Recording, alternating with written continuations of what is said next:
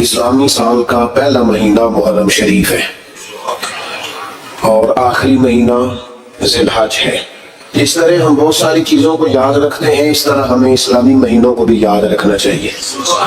اس کی وجہ یہ ہے کہ ہماری جتنی بھی عبادات ہیں وہ اسلامی تاریخوں کے حساب سے، رمضان کے روزے اسلامی تاریخ کے حساب سے، عید الفطر، عید الاضحیٰ اسلامی تاریخ کے حساب سے، حج کریں گے لوگ تو وہ بھی اسلامی تاریخ کے حساب سے۔ تو ہمیں اسلامی تاریخوں کا، اسلامی دنوں کا، ماہ و سال کا ضرور خیال کرنا چاہیے۔ اللہ تعالی ہمیں اس کی توفیق عطا فرمائے۔ ماہ محرم الحرام کا چاند جیسے ہی طلوع ہوتا ہے اور اگلے دن جیسے ہی آفتاب نمودار ہوتا ہے تو دلوں کے اندر خود بخود نبی رحمت نور مجسم شفیع معظم صلی اللہ تعالی علیہ وسلم کی مقدس آل پاک کے تذکرے اور آپ کی مقدس عطرت کی یادیں لوگوں کے ذہنوں میں، دلوں میں اور نہا خانوں میں تازہ ہو جاتی ہیں۔ فطرتی تقاضا یہ ہوتا ہے کہ جب محبوب سے کامل محبت ہونا تو محبوب کی ہر چیز سے محبت ہو جاتی ہے۔ تکمیل ایمان اس کا نام ہے کہ مسلمان ہر چیز سے بڑھ کر نبی پاک صلی اللہ تعالی علیہ وسلم سے محبت کرے، اور جب ہر چیز سے بڑھ کر حضور سے پیار کرنا ہے تو پھر نبی پاک سے نسبت رکھنے والی ہر چیز سے پیار کرنا ہے۔ ہمارے ہاں لوگ اس معیار پر پورا نہیں اترتے، وہ محبت میں بھی تقسیم کے قائل ہیں۔ حضور علیہ السلام کی نسبت رکھنے والی ہر چیز سے پیار کرنا چونکہ حضور سے جو پیار ہے، تو جتنی بھی چیزیں، جتنی بھی نسبتیں حضور کے ساتھ جڑیں گی وہ قابل احترام نہیں، وہ قابل محبت بھی ہیں۔ ان کا احترام کیا جائے گا تو دل کی گہرائیوں سے، پیار کیا جائے گا تو دل کی گہرائیوں سے۔ تو حضور علیہ السلام کی اولاد پاک تو ویسے ہی خون رسول ہے نا، وہ تو نبی پاک علیہ السلام کا خون ہے۔ اس کا احترام وہ صرف جذباتی تقریروں میں نہیں ہونا چاہیے، ان کا پیار صرف لفظوں کے ہیر پھیر میں نہیں ہونا چاہیے، انسان کی کیفیات، اس کے دل کے اندر بسنے والی خواہشات اور اس کی روح کی گہرائیوں تک جو چیز اتری ہوئی ہو وہ رسول پاک کی اولاد پاک کا پیار ہے، اور پھر وہ ہمہ پہلو ہو، صرف ایک زاویہ نگاہ سے نہ ہو۔ چونکہ حضور کی ہر نسبت سے پیار کرنا ہے تو جس طرح نبی پاک کی اولاد سے پیار کرنا ہے نا، اسی طرح پھر حضور کے اصحاب سے بھی پیار کرنا۔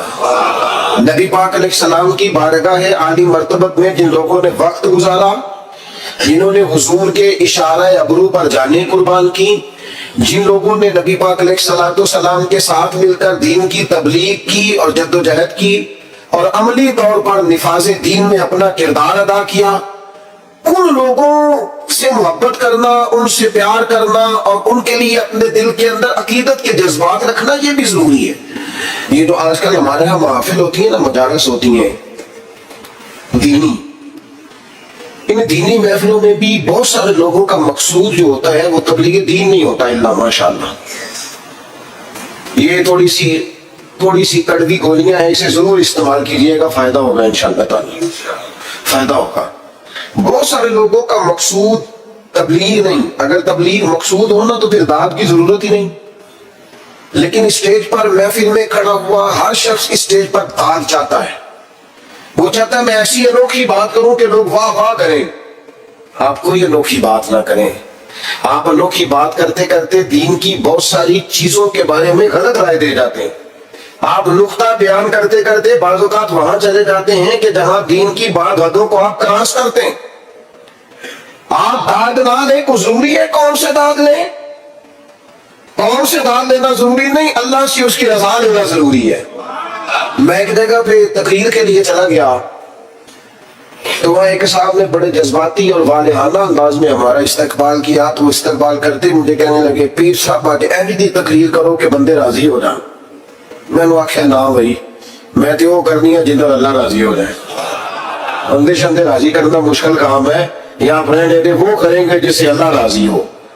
ہم نے نا یہ جو مزاج پیدا کیا نا، اس مزاج کو بدلنے کی ضرورت ہے۔ اس لیے یہ سخت جملہ ہے، مہربانی کرنا اگر کسی کو محسوس ہو کہ میں نے سخت بات کی ہے تو آپ درگزر کریں گے، پر میں نے کہنی ضرور ہے۔ یہ میری زبردستی ہے. اسٹیج پر بہت سارے لوگ آواز و نصیحت کے لیے تقریر کے لیے چڑھے ہوئے ہیں اور وہ صرف اسٹیج پر نہیں رہے, اب وہ سوشل میڈیا کے ذریعے عام ہے. وہ لوگ نہ تو دین کا درد رکھتے ہیں الا ماشاء اللہ, نہ پوری دنیا میں اسلام کو جن مسائل کا سامنا ہے ان مسائل کا ادراک رکھتے ہیں. اسلام کی کون سی تصویر ہم نے دنیا کے سامنے پیش کرنی ہے اس کا شعور ہی نہیں رکھتے. مجھے کہہ لینے دو کہ اسٹیج پر وہ لوگ چڑھ گئے ہیں جو فن کا مظاہرہ کرتے ہیں, وہ اپنا فن دکھاتے ہیں, لوگوں سے داد وصول کرتے ہیں. چلے میں نے کہا تھا آپ نے درگزر کرنا کر دیں گے, داد بھی لیتے ہیں ساتھ امداد بھی لیتے ہیں. وہ داد امداد لے کے وہ نکل جاتے ہیں, قوم لڑتی رہتی ہے, لوگوں کے اخلاقیات بگڑتے رہتے ہیں, نفرت کا فروغ ہوتا ہے. امت کہاں چلی جاتی ہے, کتنے حصوں میں بٹ جاتی ہے, کتنے بکھیر دیا جاتا ہے, فکر ہی کوئی نہیں. کیا محبت صحابہ اس بات کا نام ہے کہ آپ صحابہ کا ذکر کریں گے تو اہل بیت کو کمزور کریں گے؟ کیا محبت اہل بیت اس کا نام ہے کہ حضور کی اولاد کا ذکر صرف اس صورت میں کیا جا سکتا ہے کہ کسی اور کو کمزور کر کے دکھایا جائے؟ اعلیٰ حضرت کے سامنے کسی نے کہا نا نبی پاک علیہ السلام کی تعریف میں کہ شان یوسف جو دبی وہ بھی اسی در پہ دبی, تو فاضل بریلوی فرمانے لگے حضور تو کسی کو دبانے آئی نہیں. تو حضور پھر کیا کہوں, فرمایا تو کہہ شان یوسف جو بڑی وہ بھی اسی در سے بڑی. چونکہ قرآن مجید میں سورہ یوسف آ گئی تو قیامت تک جناب یوسف کو تلاوت کیا جائے, ان کا تذکرہ ہوگا, تو شان یوسف جو بڑی وہ بھی اسی در سے بڑی. نفرت انگیزی کا ماحول پیدا کیا جاتا ہے, اور اتنی بڑی قربانی جس سے امت کو کھڑا کیا جا سکتا تھا. امام حسین کا تذکرہ امت میں روح پھونک سکتا تھا, قوم کے جوانوں سے بیساکھیاں چھینی جا سکتی تھی, سہارے چھینے جا سکتے تھے, انہیں ان کے پیروں پر کھڑا کرنے کا حوصلہ دیا جا سکتا تھا, لیکن وہ تو ہم نے دے دیا فن کا مظاہرہ کرنے والوں کے ہاتھوں میں. وہ تو ہم نے غیروں کو دے دیا, وہ تو مزہ لینے والے لوگوں کو دے دیا جو واہ واہ کرنے واہ واہ کرا لیں. وہ تو کسی اور رنگ میں بات چلی گئی. وہ خدا کے بندو, یہ میرے محبوب کی نسبتیں ہیں. حضور کی تو جو گلی سے گزر گیا آدم سے وہ بھی شان والا ہو گیا. تو جس ابو بکر صدیق نے ساری زندگی ساتھ گزاری ہے, جس فاروق نے عمر بھر بویزہ کاری کی ہے, حضور کے دروازے پر نوکری کی ہے, اور جس عثمان غنی نے نظریں جھکا کے وقت گزارا ہے, اور جس مولا علی شیر خدا نے اس طرح کی وفائیں کی ہیں کہ جان بھی مدینے والے کے نام پر قربان کر دی.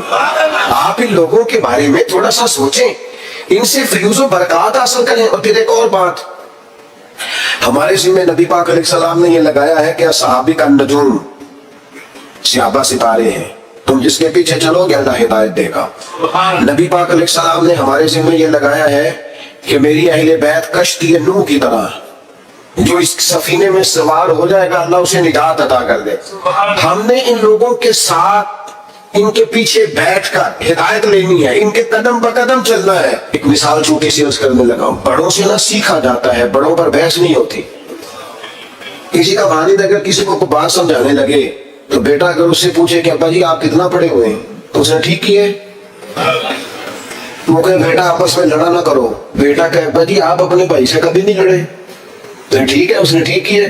ٹیچر آ گیا کلاس میں, اس نے آتے ہی کہا فرسٹ ایئر کے اسٹوڈنٹ سے کہ کتابیں نکالو بھائی, میں اردو کا ٹیچر ہوں, چلو سبق پڑھے. تو ایک بیچ میں سے نوجوان بولا, وہ کہنے لگا جناب آپ ایم اے اردو ہیں, اسٹوڈنٹ ہیں, اور اگر آپ ایم اے اردو ہیں تو آپ نے پھر بی ایڈ یا ایم ایڈ کیا ہوا ہے, اور اگر آپ نے یہ کیا ہوا ہے تو پھر ساتھ یہ بھی ذرا بتا دیں کہ آپ میرٹ پہ ہیں کہ سفارش پہ ہیں. میرا خیال ہے جب وہ یہ سوال اپنے ٹیچر سے کرنا ہوگا تو ٹیچر صاحب کے جواب دیتا رہے گا, ہاں ہاں بیٹا میں نے ایم اے کیا ہے, پھر میں نے ایم ایڈ, نہیں وہ دے گا جواب. اللہ کرے میں آپ کو سمجھا سکوں بات. او خدا کے بندو, ہم نے صحابہ اور اہل بیت سے دین سیکھنا ہے, ان کی ڈگریاں نہیں چیک کرنی, ان کے مشاجرات پر کلام نہیں کرنا, ہم نے تو دین سیکھنا ہے. چپ کر کے غلامی کرو. غلام غلامی کرتے ہیں, غلام تبصرے نہیں کرتے, غلام بحثیں نہیں کرتے, غلام ادھر ادھر کی کہانیاں چھیڑتے, اور جو کہانیاں چھیڑے مانا یہ ہے پڑھنا نہیں چاہتا, جو تبصرے کرے مطلب یہ ہے کہ یہ سیکھنا نہیں چاہتا. تو ان لوگوں سے سیکھیں, تربیت لیں. میں آپ کو گارنٹی سے کہتا ہوں, عقیدت کی عینک لگا کے, ذوق کا لباس پہن کر, شوق کے بستر پر بیٹھ کر, حضور کی نسبت رکھنے والے کسی ایک بندے کو پڑھنا شروع کر دیں, کسی ایک صحابی کا آپ تذکرہ پڑھتے جائیں, اللہ آپ کی روح کو معراج عطا فرماتا جائے گا, معراج ہو جائے گی روح کو. یار ان لوگوں کے پیچھے چلو تو صحیح. یہاں تو میرے بھائی جو 4 دن کسی محدث کے پاس بیٹھے, وہ کہتا ہے فلاں کا شاگرد ہوں, کسی فقیہ کے پاس بیٹھے کہتا ہے فلاں کے پاس بیٹھا ہوں, کسی دانشور کے, صوفی کے, صاحب حال کے پاس بیٹھے تو کہتا ہے مجھے اس کی مجلس میسر آئی ہے. اور صحابہ تو وہ صحابہ تھے جن کی ہر صبح عید ہوتی تھی, خدا کا قرب حاصل تھا, نبی کی دید ہوتی تھی. اتنے بڑے لوگ. 2 باتیں کبھی نہ بولنا اپنی زندگی میں, میں بڑے درد سے کہتا ہوں.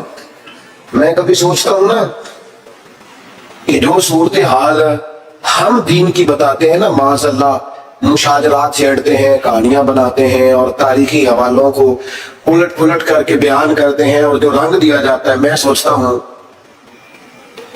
کہ اگر کفار ان باتوں کو سنتے ہوں گے, مشرکین اور منافقین سنتے ہوں گے تو کیا کہتے ہوں گے. لیکن آج فیمس وہ بندہ ہے جو بدتمیز زیادہ ہے, فیمس وہ بندہ ہے جو ان بحثوں میں زیادہ الجھتا ہے, فیمس وہ شخص ہے جو ذرا کو تھوڑی سی انوکھی بات کرتا ہے. آج زیادہ ہماری توجہ ان چیزوں کی طرف جاتی ہے جن میں ذرا فسادات کی بات زیادہ ہوتی, فرقہ واریت کا عنصر غالب ہوتا ہے, اس طرف ہم زیادہ شوق سے. خدا را امت کو کیا فوٹو دکھا رہے آپ, کیا. میں کل رات اپنے دوستوں سے کہہ رہا تھا کہ یار ہم نے تو بڑا انقلاب دینا تھا اس قوم کو. محرم شریف آتا ہے تو بحث شروع ہو جاتی ہے, امام حسین کے نام کا لنگر پکانا چاہیے نہیں پکانا چاہیے, محفل کرنی چاہیے کہ نہیں کرنی چاہیے, وہ شہید ہوئے تھے تو مانا کیا تھا, تو کیا بحث میں گزر جاتا ہے سارا مہینہ لڑائی میں.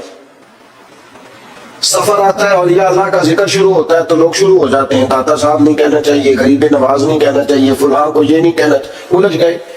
وہ کہتے کیا تھے, پیغام کیا تھا, بتانے کے آئے تھے, اس میں سارا وقت بیت جاتا ہے.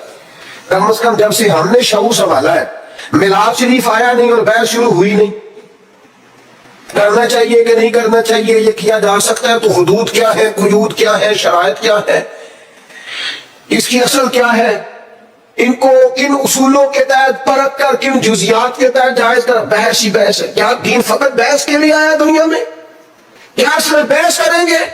میں نے شاید پہلے بھی آپ کو بتایا ہو, کبھی کبھی یوں لگتا ہے کہ سادے بندے بڑے اچھے تھے, کبھی کبھی یوں لگتا ہے جن کو زیادہ پڑھنا نہیں نہ آتا تھا وہ سمجھ ذرا جلدی گئے تھے. میری والدہ صاحبہ 10 محرم کو مجھے کہتی جا میں نے ٹوٹیاں لے آ کے دے, میں امام حسین علی کھیر ٹوٹیاں وہ تقسیم کرنی ہے. وہ سائیکل چلا کے وہ 3-3.5 کلومیٹر جانا پڑتا تھا. تو آپ کو پتہ ہے بچپن میں بندہ جان بھی چھڑاتا ہے, تو پھر میں تھوڑا سا مولوی بھی تھا, مدرسے بھی پڑھتا تھا, تو مولوی مسئلہ نہ دسے تعمیل بعد ازمی ہو جاتی ہے. تو وہ میں نے اماں جی کو یہ کہا, میں نے کہا اماں جی میں پوچھے استاد ختم پرات بھی ہو جاتا ہے, جیڑی آنڈی پکائیے کھیر بھی ختم, جس برتن میں آپ نے بنائے اسی میں ختم دلائیں, اور گھر میں جو برتن ہے نا وہ آپ اسی میں تقسیم کر دیں. تو یہ کوئی ٹوٹیاں کو فرض ہے ساتھ, کوئی جوز ہے ختم شریف کا, ہو گیا بس ٹھیک ہے تقسیم کریں. تو میری والدہ صاحبہ مجھے کہتی تو ایٹا مولوی میں نے مسئلے نا 10 ٹوٹیاں لے آ کے دے, 10 جانا ہی کہ کسی اور کو کہا جلدی بول. تو اب وہ مطلب ماحول بھی ایسا ہوتا تھا کہ وہ سائیکل نکالتے چلے جاتے. تو ایک دن بڑی گرمی تھی شدید, اور میں بڑا ہی مشکل گیا, ڈاٹا اوکھا ہو گیا میرے لیے. وہ پیڈا وہ لے کے آیا, میں ٹوٹیاں لا کے میں نے بڑے غصے سے رکھی, حالانکہ 10 روپے انعام بھی ملا جانے آنے کا, اور رکھ کے میں اماں جی نے آخیا, میں کہا میں نے 10 سے چھڑو, آخر کیڑا مفتی 10 گیا ٹوٹیاں نکل, جو آپ اس قدر زیادہ اس پر بزد ہیں. تو والدہ صاحبہ فرمان لگے پتر خصوصیت کوئی بھی نہیں, مسئلہ نیاز دے دی حضور دی اولاد دے نا دے, تے دل نہیں کرتا کہ نبی پاک دی اولاد دے نا تے کسی نو کھیر دئیے تے پانڈا واپس منگیے. بس ان کے نام پر جو دے دیا سو دے دیا, ختم ہو گئی بات. برتن بھی واپس لینے کو جی چاہتا, بھائی اتنا سا فلسفہ ہے اتنی. جب انہوں نے بات بتائی نا, آپ یقین کریں میری روح تازہ ہو گئی, طبیعت سمجھ میں آ گئی کہ یہ تو عقیدت کا ایک حصہ ہے, یہ تو پیار کی بولی ہے, اس لہجے کے اندر, اس سادگی کے اندر تو حسن ہے. تو میرے عزیز ہم نے تو عقیدت کرنی ہے, اور کس طرح کی عقیدت, کس طرح کا پیار. حضرت ابوبکر صدیق امیر المومنین ہے, اور شان یہ ہے کہ اس ممبر پر بیٹھتے ہیں جس پر مدینے والے محبوب بیٹھا کرتے, اور ان کی عظمت یہ ہے کہ انہیں مصلی پر کھڑا خود رسول کریم نے فرمایا ہے. اور ہزاروں صحابہ ان کے اقتداء میں نماز پڑھتے ہیں، لیکن ابو بکر صدیق نماز پڑھا کے باہر نکلے، مسجد نبوی کے کونے پہ امام حسن کھیل رہے تھے، اتنا بڑا آدمی، اتنی بڑی شان، لیکن جلدی سے دوڑ کے جا کے امام حسن کو اٹھایا، ماتھا چوما، سینے سے لگایا، کندھوں پہ بٹھایا اور چلتے چلتے کہنے لگے علی ایک بات کروں گا کیجیے۔ فرمایا حسن کی شکل آپ سے نہیں ملتی۔ جناب علی نے یوں آنکھیں کھولی تو کہنے لگے ساری کی ساری شکل مدینے والے محبوب پہ گئی ہے، ساری شباہت ہی رسول پاک کے ساتھ ہے، تیری نسل پاک میں ہے اچھا نور کا، تو ہے عین نور، تیرا سب گھرانہ نور کا۔ عقیدتوں کے ذائقے پھیکے نہیں ہونے چاہیے، محبتوں کا لہجہ کمزور نہیں، چھوڑ دے ہر وقت کی بحثیں، چھوڑ دے ہر وقت کی کمزوریاں، چھوڑ دے یہ کرنا ہے کہ نہیں کرنا، یکم محرم سے لے کر 10 محرم تک رج کے قرآن پڑھے، خوب جدوجہد کر کے درود و سلام پڑھے، جتنی توفیق ہے اتنے صدقات و خیرات کا اہتمام کرے، 9-10 محرم کو روزہ رکھے اور ان سارے نذرانوں کا نذرانہ اکٹھا کر کے امام حسین کی بارگاہ میں پیش کر دو، اور 10 محرم کو ذرا ذوق سے امام علی مقام کی منقبت سنے، ان کی تعریف سنے، ان کے فضائل سنے، ان کے نانا کریم کی نعت سنے، دین کی باتیں سنے، اپنا لہجہ سلجھا ستھرا پاکیزہ اور شستہ رکھے، الجھی الجھی باتوں سے، بکھری بکھری باتوں سے، نفرت انگیز کہانیوں سے اپنے آپ کو بچائے اور سیدھا سیدھا حسین پاک سے فیض حاصل کریں۔ یاد رکھنا جس گھر میں میرے محبوب کی اولاد کا تذکرہ ہوتا ہے اللہ اس گھر میں بسنے والوں کی اولاد پر بھی فضل فرمایا کر، لہذا اس الجھاؤ سے اپنے آپ۔ اور دوسری بات یہ ہے بے ادب لوگ جو ہوتے ہیں نا، بے ادب لوگ وہ معاشرے میں نحوست پیدا کرتے ہیں۔ بے ادبی تکلیف دہ ہوتی ہے جس حال میں بھی ہو، بے ادبی اذیت ناک ہوتی ہے۔ ادب جو ہوتا ہے نا، ادب وہ قرار پیدا کرتا ہے۔ آپ کے ٹیچر سے آپ نے ذرا اونچی آواز میں بات کی نا تو بیچارہ ٹوٹ جاتا ہے اندر سے، کہتا ہے یار یہ میں اس کا استاد ہوں، اس نے کیسے بات کی میرے ساتھ۔ بے ادبی توڑ دیتی ہے۔ آپ نے ابا جی کو کوئی سخت لفظ نہیں کہا، آپ نے والد صاحب سے بس نہیں کہا تھا کہ ابا جی ٹھیک ہے ساری باتیں پر آپ بھی سیانے ہو جائیں، اب زمانہ بدل گیا، اتنے لفظ کہے تھے۔ تو ابا ساری رات اپنے کمرے میں روتا رہا، وہ کہتا پترو میں تے ٹائم نال ہی نویں کپڑے لینے چھاڑتے سن کہ میرا پتر پا لے، تو تو آنا میں سیانے نہیں سا، میں نے تو بہت ساری چڑھتی جوانی میں خواہشات چھوڑ دی کہ میری اولاد پال جائے، اور تو کہتا ہے ساری رات باپ روتا ہے، ساری رات۔ تھوڑی سی بھی بے ادبی تکلیف پیدا کرتی، تھوڑی سی۔ بچہ جب اپنی مرضی کا، تھوڑے دن پہلے کچھ عرصہ پہلے ایک بزرگ مجھ سے ملنے آئے تو بڑا ہی روئے، رو رو کے جمعے میں چلے گئے۔ میرا ان سے پیار تھا، پرانا ربط تھا، تو میں کچھ کہہ نہیں سکا ان سے، لیکن میں نے کہا یار یہ آج چلو ہو سکتا ہے کوئی بات ایسی جمعے میں ہو گئی اور دل پہ لگ گئی۔ ایک دن میں سفر کر رہا تھا تو میرے دل میں پھر وہ یاد آئے، میں نے ان کو فون کیا، میں نے کہا اس دن مجھے آپ کی کیفیت، کہنے لگے صاحب رش بڑا تھا، بات تو کرنی تھی، ہو نہیں سکی، تو آپ واپس آئے تو مجھے بتائیے گا۔ میں واپس آیا، ان کو بلایا تو پھر رونے لگ گئے۔ میں نے کہا کیا ہوا؟ کہنے لگے صاحب میرے پاس کل جمع پونجی جو تھی نا وہ میں نے بیچ کے بچہ باہر بھیجا تھا، اور میرا بڑا خیال تھا، میرے چاؤ تھے، میں بڑے دنوں سے منصوبہ بندی کر رہا تھا کہ میرا بیٹا نا آپ کو اپنے لیے الگ سے مکان خریدے، بنائے، سوارے، سجائے، لیکن مجھے آج پتا چلا کہ 1 سال ہو گیا اس نے تو جگہ خرید بھی لی ہے، مکان بن بھی گیا، مجھے تو بتایا ہی نہیں۔ دیکھو میں نے کوئی تکلیف ہونی سی وہ مجھے بتا دیتا، مجھے کہیں سے پتا چلا ہے تو میں نے اس کو فون کر کے کہا کہ پترو میں گل سنیے۔ وہ کہنے لگا ابا جی بس وہ میں کیا دساں گا تو میں تمہیں سرپرائز دینا سی۔ کہنے لگے کئیوں غیروں کو زیادہ پتا ہے مجھ سے اور مجھے پتا، کہنے لگے ٹوٹ گیا ہوں، سمجھ نہیں آتی کہاں جاؤں، کوئی بات بھی بڑی نہیں، میں تو خود راضی تھا، میں نے خود اسے کئی دفعہ کہا بھی تھا کہ پتر تھوڑی سی بھی بے ادبی تکلیف پیدا کرتی ہے، اور آپ صرف اتنا کہہ دے والد صاحب سے کہ ابا جی جینج کہو گے کر لیں گے، آپ جیسے کہیں گے ویسے، آپ ہلکا سا مشورہ کریں، رائے لیں، ساتھ شامل کریں۔ ادب حسن پیدا کرتا ہے، بے ادبی۔ آپ آ رہے تھے بڑی بازاروں میں بیٹھ کے اپنے گاؤں، اور آپ کا ٹیچر جو تھا میٹرک پی ٹی سی جس نے پرائمری میں پڑھایا تھا وہ سائیکل پہ نکل رہا ہے آپ کے گاؤں سے باہر، اور رستے میں ملاقات ہو گئی۔ آپ جب بازاروں سے نیچے اترے استاد جی کو سلوٹ کیا، اور میں کہا استاد جی یہ سائیکل یہاں کھڑا کریں، میں گاڑی پہ چھوڑ کے آتا ہوں۔ استاد جی نے جانا سائیکل پہ ہی ہے لیکن دعائیں بڑی دینی ہے, ادھر اللہ تین اور رتبہ دے اور بلندی دے. لیکن دوبارہ جب استاد سائیکل پہ بیٹھتا ہے تو اسے محسوس ہوتا ہے میرا سائیکل پجاروں سے مہنگا ہے, اس لیے کہ پجاروں والا تو اتر کے سلوٹ کر رہا ہے. یہ جو ادب ہوتا ہے نا, ادب یہ حسن پیدا کرتا ہے. یہ جو بے ادبی ہوتی ہے یہ تکلیف پیدا کرتی ہے. یاد رکھنا زندگی میں مر جانا پر کسی صحابی کا یا حضور کی اولاد پاک میں سے کسی کی بے ادبی نہ کرنا, کسی شخص کے بارے میں اپنے لفظوں کو کمزور نہ کرنا. یہ معمولی لوگ نہیں ہیں, یہ وہ لوگ ہیں جنہیں اللہ نے محبوب کی غلامی کے لیے چنا ہے. خدا را کبھی اس طرف نہ جانا. بے ادبی تکلیف پیدا کرتی ہے, بے ادبی اذیت پیدا کرتی ہے, بے ادبی خوفناک صورتحال اختیار کر جاتی. ادب کے دائرے کے اندر رہنا, ادب کے دائرے میں بے ادبوں سے اور بے ادبوں کی باتوں سے بچنا, بچ جانا ان سارے لوگوں سے جو بے ادبیاں کرتے ہیں اور چیزوں کو نکال کے لاتے ہیں. خدا مجھے بتاؤ نا کتنے لوگوں نے دشمنی کی میرے نبی پاک سے, معاذ اللہ, یہودیوں نے, نصارہ نے, مشرکین نے. حضور نے کبھی کسی کا عیب اچھالا؟ کیسے مسلمان ہے؟ کیا انداز زندگی ہے؟ تیری تقریر ہی مکمل نہیں ہوتی جب تک تو بڑے لوگوں کی توہین نہ کرے. تجھے مزہ ہی نہیں آتا گفتگو کرنے کا جب تو سینکڑوں لوگوں کی پگڑیاں نہ اچھالے. کون سا دین تو دنیا کے سامنے پیش کر رہا کہ جب تک تو بہت سارے لوگوں کو رسوا نہ کر کے تیری گفتگو ہی مکمل نہیں ہوتی. یاد رکھنا یہ دین وہ ہے جس میں تو کہا جاتا ہے کہ دروازہ رسول پہ آؤ نا تو ذرا لفظوں کا چناؤ کر کے آؤ. لا تقولوا رائنا وقولوا انظرنا, رائنا نہ کہنا, انظرنا نہ کہنا. لفظوں کا چناؤ. ولا ترفعوا اصواتکم فوق صوت النبی, دیکھنا اپنی آواز کا والیوم چیک کرنا, محبوب کی آواز سے تمہاری آواز اونچی نہ ہونے پائے. اے پائے نظر ہوش میں آ, یہ کوہ نبی ہے. آنکھوں سے بچلنا یہاں بے ادبی ہے.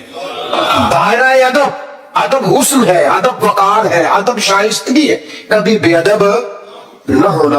اور اپنی زندگی میں ایک تیسری بات, اہل بیت نبوت کی محبت. ادھر دیکھو میری طرف, قرآن مجید میں رب فرماتا ہے قل لا اسألکم علیہ اجرا الا المودۃ فی القربى. محبوب علیہ السلام آپ اپنے غلاموں سے فرما دیں کہ میں تبلیغ دین پر تم سے کوئی اجر نہیں مانگتا, ہاں میرے قریبیوں سے پیار کرتے رہنا. صدر الافاضل, بدر المماثل, خلیفہ اعلی حضرت مولانا سید نعیم الدین صاحب مراد آبادی اس خزائن العرفان میں لکھتے ہیں, فرماتے ہیں حضور کی اولاد کی محبت دین کے فرائض میں سے ہے. یہ میرے امام نے لکھا ہے.